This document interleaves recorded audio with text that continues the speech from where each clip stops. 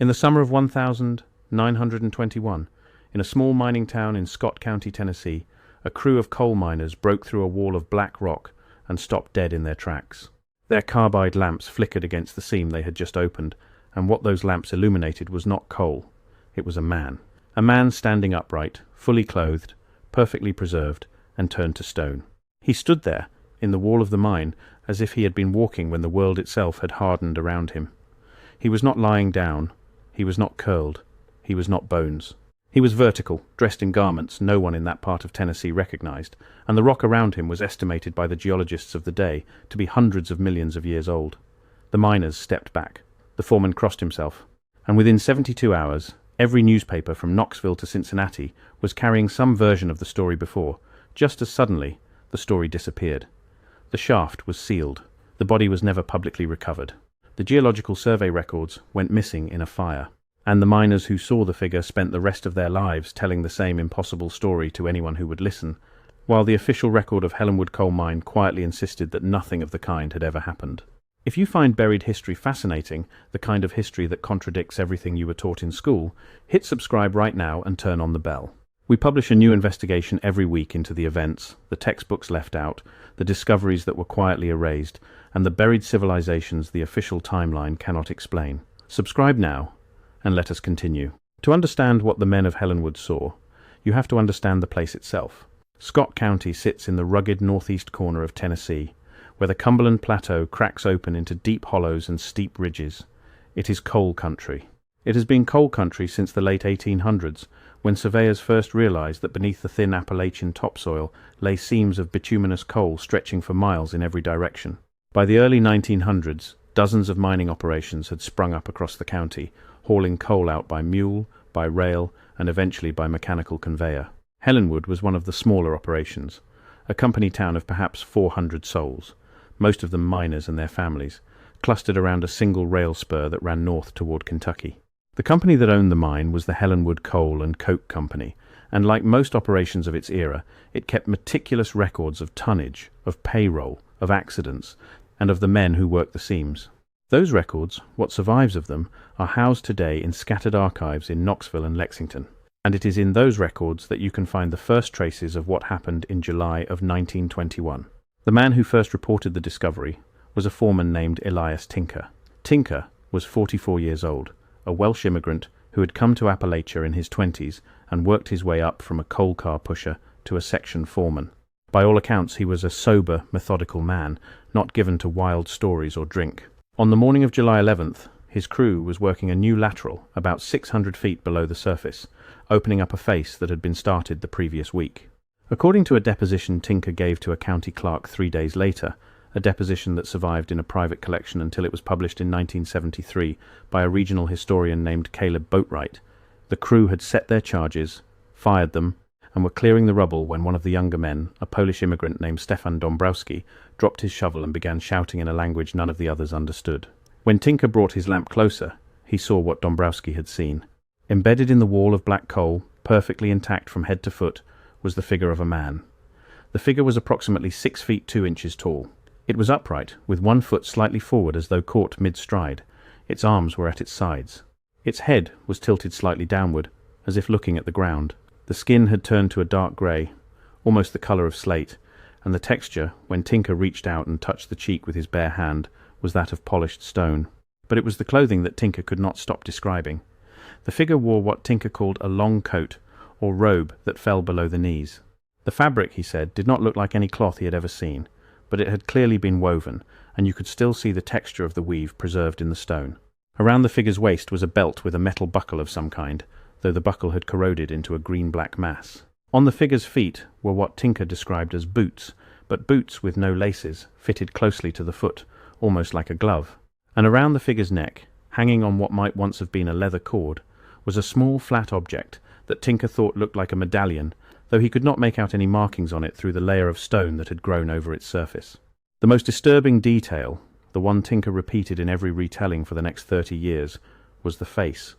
The face was not a generic, unrecognizable mask. The face had features. A long, straight nose, a clearly defined mouth, slightly open, closed eyes with visible eyelashes, and a beard, neatly trimmed, that fell to the upper chest. This was not a man who had died horribly. This was a man who had simply stopped, mid-step, mid-breath, and turned to stone. The crew did the only thing they could think to do. They sent for the mine superintendent. The superintendent was a man named Howard Pickering, an engineer trained at the Colorado School of Mines, and Pickering arrived at the face within an hour. According to Tinker, Pickering looked at the figure for a long time without speaking. Then he asked the crew, very calmly, to leave the lateral and report to the surface, where they would be paid for the rest of the shift.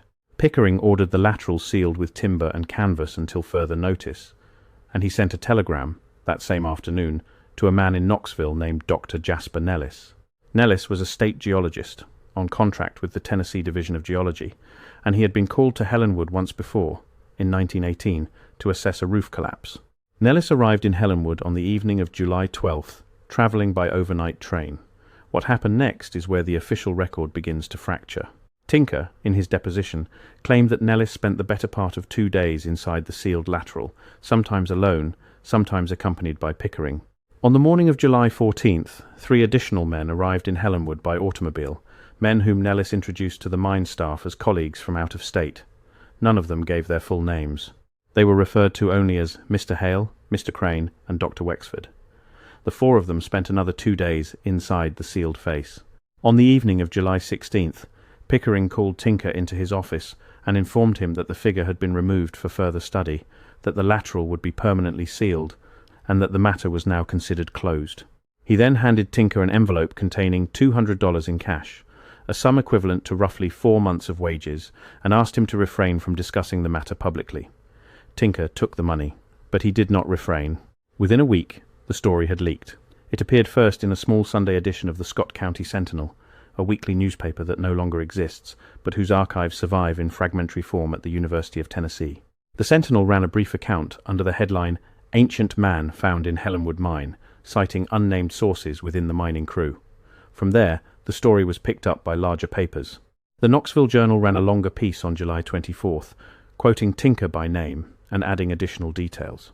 The Cincinnati Enquirer ran a story on July 27th. The Atlanta Constitution picked it up on July 30th. By the first week of August, the Helenwood Petrified Man was being discussed in newspapers as far away as Boston and Chicago, and then the retractions began. On August 5th, the Knoxville Journal published a follow-up piece in which the Helenwood Coal and Coke Company categorically denied the existence of any such discovery. The piece quoted Pickering as calling the original story a fabrication, the product of, in his words, the imaginations of superstitious mountain people. Tinker, the article noted, had recently been let go from his position as foreman, citing unspecified disciplinary issues. The Cincinnati Enquirer ran a similar retraction on August 8th. The Atlanta Constitution, on August 12th, ran a piece that did not retract the story directly but framed it as folk legend, lumping it in with reports of Bigfoot sightings and ghost lights in the Cumberland Hollows. By the end of August, the story had effectively vanished from mainstream coverage. The Tennessee Division of Geology, when asked for comment, stated that no such discovery had been logged. Dr. Jasper Nellis, when contacted by reporters, refused to discuss any work he had performed in Scott County. He died of a heart attack in February of 1923, at the age of 51, with most of his personal papers being donated to a state archive in Nashville, where they were placed in storage and, as far as anyone has been able to determine, never properly catalogued. What happened to the figure itself? This is where the story moves out of the realm of newspaper coverage and into the realm of oral history, family records, and the kind of patient archival work that takes decades to piece together. The historian Caleb Boatwright, who recovered Tinker's deposition in the early 1970s, you spent the better part of 15 years interviewing surviving relatives of the men who had been present in the mine that summer. By the time Boatwright completed his work, in 1988, only one of the original crew was still alive. That man was Stefan Dombrowski, the young Polish miner who had been the first to spot the figure. Dombrowski was, by then, 91 years old, living in a nursing home in Cleveland, Ohio. Boatwright travelled to interview him in March of that year. The interview lasted 3 hours. A transcript of it appears as an appendix in Boatwright's privately published monograph, a slim volume titled Under the Black Seam, which was distributed in a print run of perhaps 400 copies and is today extraordinarily difficult to find. In that interview, Dombrowski told Boatwright that he had spent his entire adult life trying to forget what he had seen.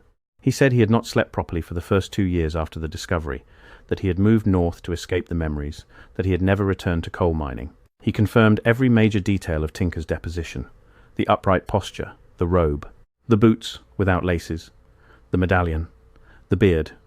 He added one detail that Tinker had not included. He said that when he had first approached the figure, before any of the other miners realized what they were looking at, he had touched the figure's hand. The hand, he said, had been warm. That detail, more than any other, has haunted the small handful of researchers who have followed this case. A petrified body, by any conventional understanding of geology, should not be warm.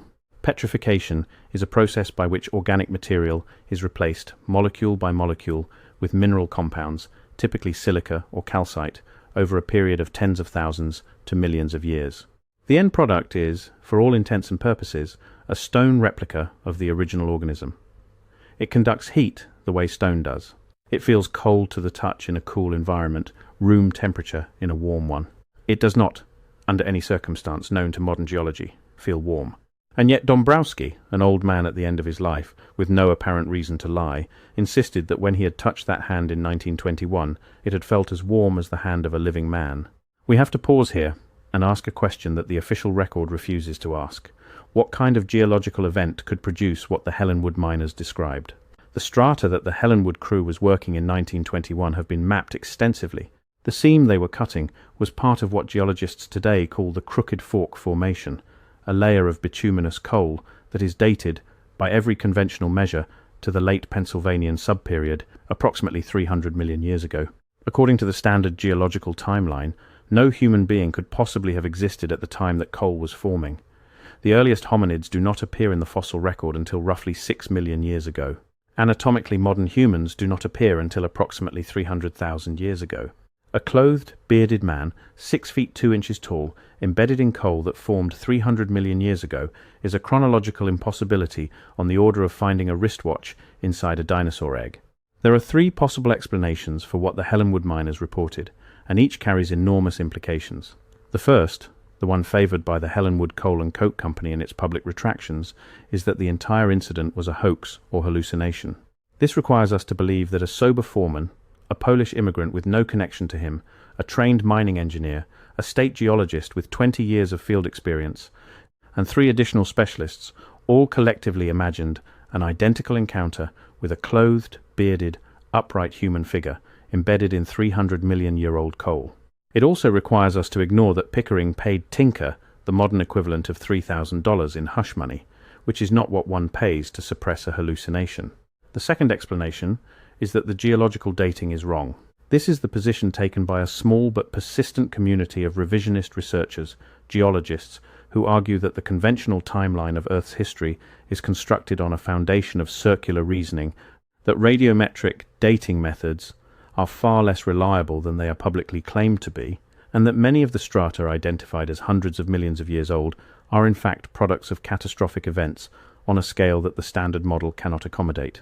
Under this view, the coal seams of Appalachia were not formed over thousands of millennia of slow swamp accumulation. They were formed rapidly, perhaps within a few thousand years, by some kind of massive flood or tectonic event that buried entire forests, cities, and populations under deep layers of sediment that subsequently compressed into coal.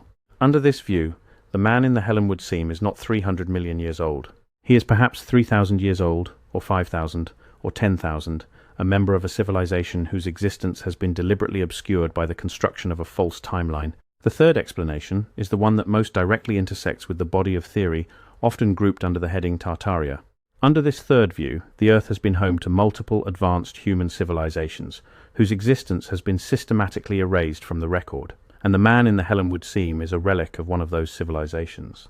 The clothing he wore, the closely fitted boots without laces, the medallion at his neck, the neatly trimmed beard, all of these suggest a level of cultural development incompatible with the savage, primitive picture of pre-Columbian humanity that conventional history paints.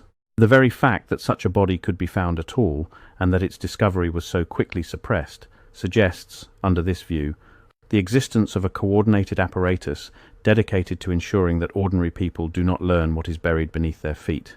I am not going to tell you which of these explanations is correct. I am going to tell you what the surviving evidence actually says, what the record of suppression actually looks like, and what conclusions a careful person might reasonably draw. Because the record of suppression is, in many ways, more revealing than any individual artifact could ever be. Consider first the fate of the documentation. Dr. Jasper Nellis, the state geologist who spent 2 days examining the figure, kept extensive field notes throughout his career. Those notes, donated to the Tennessee State Library and Archives after his death, were placed in storage in 1923. When Boatwright requested access to them in 1975, he was informed that the relevant boxes had been damaged in a basement flood in 1948 and that the surviving contents had been deemed unsalvageable and incinerated. No catalogue of what those boxes had contained was ever produced. The records of the Helenwood Coal and Coke Company itself were, according to a corporate filing in 1947, transferred to a successor corporation called Cumberland Resources Limited, which dissolved in 1963. The whereabouts of those records today are unknown.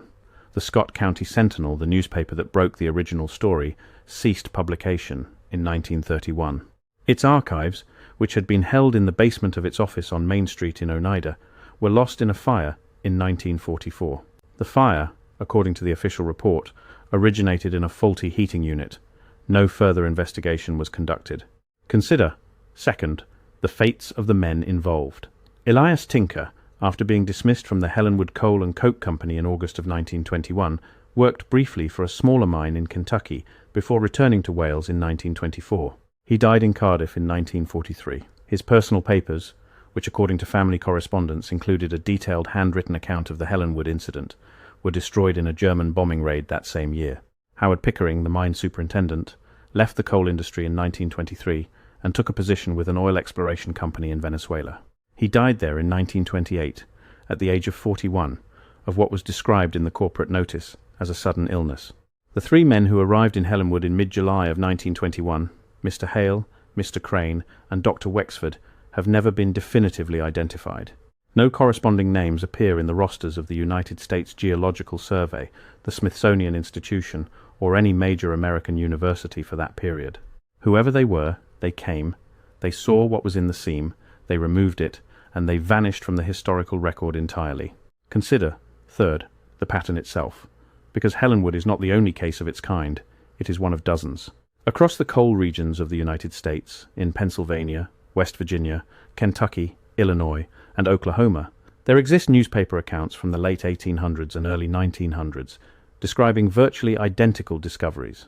In 1868, miners in the Macoupin County coal mine in Illinois reportedly broke through into a chamber containing the skeleton of a man, fully clothed in what one account described as iron armor, 90 feet below the surface, in a carboniferous seam. In 1891, a Mrs. S.W., Culp of Morrisonville, Illinois, reportedly broke open a lump of coal while building her morning fire and discovered, embedded in the heart of it, a small gold chain of intricate workmanship. In 1944, a 10-year-old boy in Buckhannon, West Virginia, discovered a brass bell with a humanoid figure cast into its handle inside a chunk of bituminous coal. Each of these stories has, like Helenwood, its own pattern of brief publication followed by official denial, lost evidence, and dismissal as folklore. Each, considered in isolation, can be waved away. Considered together, they form a pattern that demands an explanation the standard model has never provided. What happened to the body? The most credible account I have been able to find comes, again, from Boatwright's research. In the early 1980s, Boatwright managed to track down a woman named Margaret Pickering Wells, the granddaughter of Howard Pickering. Margaret Wells, then in her 60s, was living in Bristol, Tennessee. She had inherited her grandfather's papers from her own mother, and among those papers was a single letter, dated August 2nd, 1921, from Howard Pickering to his brother in Denver. The letter is quoted in full in Boatwright's monograph. In it, Pickering describes what he calls the most disturbing fortnight of my life. He confirms that the figure was real, that it was removed from the mine on the night of July 16th, that it was loaded into a wooden crate, packed with sawdust and burlap, and that it was transported, under armed escort, to a rail siding at Oneida, where it was placed aboard a special freight car. The freight car, according to the letter, was destined for Washington, D.C. The letter does not name the receiving institution, but it ends with a sentence that has, for the small community of researchers familiar with this case, taken on an almost mythological weight. Pickering writes, and I quote from Boatwright's transcription, There are men in Washington who knew exactly what we had found before we even sent the wire. They were waiting for it. They have been waiting for things like it for a very long time. What does that sentence mean? It means, at minimum, that Howard Pickering, a trained engineer with no apparent inclination toward conspiracy thinking, came away from his 2 days inside the sealed lateral with the conviction that the discovery was not a surprise to certain people in the federal government. It means that the apparatus of removal, the unidentified specialists, the freight car, the destination, was not improvised in response to a spontaneous discovery. It was a system that already existed, that had existed for some time, and that was activated as soon as the right kind of object came to light. Pickering did not speculate, in the surviving letter, on what the receiving institution might be. But the obvious candidate, the institution that has long stood at the center of speculation about American suppression of anomalous artifacts, is the Smithsonian. The Smithsonian Institution was founded in 1846 and has, since its inception, served as the de facto national repository of American scientific and historical material. It maintains an inventory of tens of millions of artifacts, the vast majority of which are not on public display and are stored in vast warehouse facilities in Maryland and Virginia. For more than a century, researchers have alleged that the Smithsonian's storage facilities contain thousands of objects that contradict the official narrative of human prehistory in North America. Giant skeletons recovered from burial mounds in Ohio, unusual metal artifacts from Pennsylvania, inscribed tablets in unknown scripts from Tennessee and Georgia.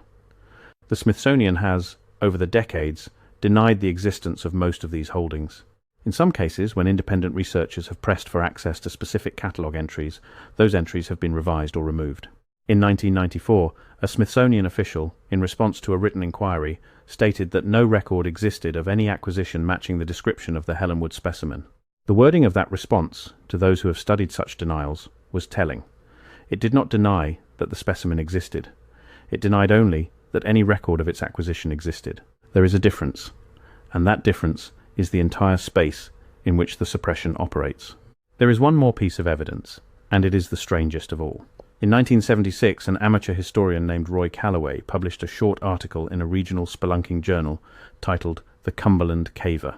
Calloway claimed that in the spring of 1975, while exploring a previously unmapped extension of a cave system in eastern Scott County, he and his partner had encountered an old mine shaft, partially collapsed but still navigable, that connected to what they believed was an abandoned section of the original Helenwood operation. Inside the shaft, in a side chamber that had clearly once been sealed, but whose seals had decayed, they had found a single object. The object was a small, flat metal disc, approximately 2 inches in diameter, badly tarnished but still legible. On one face of the disc was an engraving of a human figure in profile, bearded, wearing a long robe. On the other face was a series of characters that Calloway could not identify, and that, when he subsequently submitted photographs to scholars at the University of Tennessee, none of them could place either. The characters resembled, vaguely, certain ancient Mediterranean scripts, but they did not match any known alphabet exactly. Calloway took the disc home. He kept it in a desk drawer. In 1978, his home was burglarized. Nothing of obvious value was taken. The only item the burglars had removed was the disc. I want you to sit with that for a moment, because that is what the record looks like when you actually look at it. It is not a clean, definitive proof of a lost civilization. It is not a smoking gun.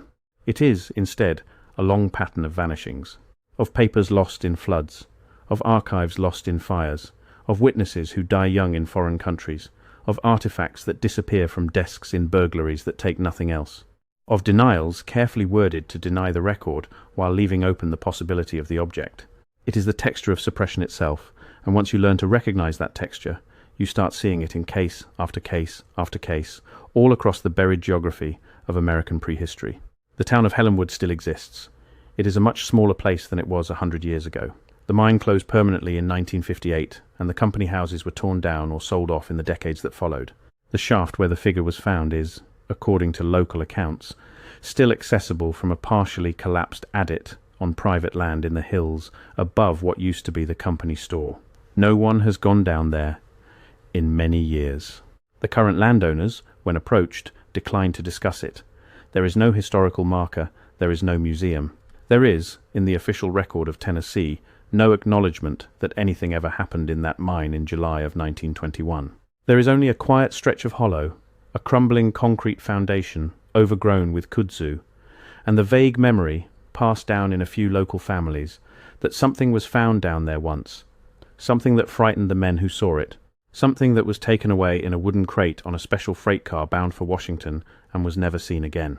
Whether you believe the figure was a relic of a lost civilization, a casualty of a catastrophic flood that the standard timeline cannot accommodate, or simply an elaborate fabrication that took in dozens of people across multiple states, the question you have to ask yourself is this: why has so much effort been expended over so many decades to ensure that you never had the chance to make up your own mind? Why were the papers destroyed? Why did the archives burn?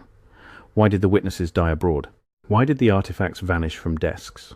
The standard answer, that all of these are coincidences, that no pattern exists, that anyone who sees a pattern is engaged in conspiracy thinking, is itself a kind of explanation, and it is an explanation that has, over the course of a century, asked you to accept a remarkable number of coincidences in a remarkably specific direction. At some point, the weight of the coincidences becomes its own kind of evidence. The man in the Helenwood seam, whoever he was, walked the earth at some point. He wore clothes that someone had woven. He wore boots that someone had stitched. He wore a medallion that someone had cast in metal. He had a beard he had trimmed. He had a face that, in the moments before the world hardened around him, was the face of a thinking, feeling person, no different in kind from you or me. He died, or was buried alive, or was caught in some kind of event that the geology of our world has no clean category for. And then he stood in the dark, in the wall of a coal seam, for an unknown number of years, until a Polish miner with a carbide lamp turned a corner in 1921 and saw him standing there. And then he was taken away. And then the record was scrubbed.